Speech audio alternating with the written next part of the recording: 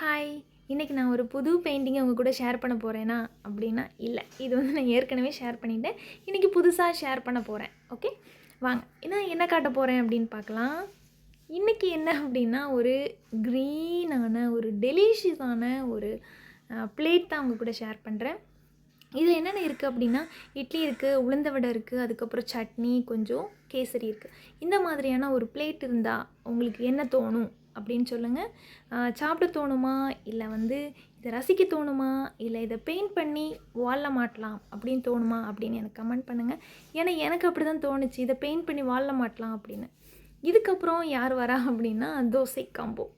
இதில் தோசை, சாம்பார், அதுக்கப்புறம் எல்லோ சட்னி, கொஞ்சம் பொடி கூட வச்சுருக்கு. இதையும் பார்க்கும்போது உங்களுக்கு சாப்பிட தான் தோணுதா, இல்லை அப்படின்னா இதை அழகாக ஃப்ரேம் பண்ணி வாலில் மாட்டலாம் அப்படின்னு தோணுதான்னு சொல்லுங்கள். எல்லாருக்கும் சாப்பிட பிடிக்கும், பட் எனக்கு இதை பெயிண்ட் பண்ணணும் போல் தோணுச்சு. அதனால தான் பெயிண்ட் பண்ணி உங்கள் கூட ஷேர் பண்ணிகிட்ருக்கிறேன். இந்த அழகான க்ரீன் லீஃபில் இதை பார்க்கும்போது நிஜமாகவே இது சாப்பிட தோணுதா உங்களுக்கு அப்படின்னு என் கூட ஷேர் பண்ணுங்கள். அதுக்கப்புறம் இந்த 2 பெயிண்டிங்கில் உங்களுக்கு எது பிடிச்சிருக்கு அப்படின்னு எனக்கு கமெண்ட் பண்ணுங்கள். தென் இன்னொரு கொஷின் கூட இருக்குது.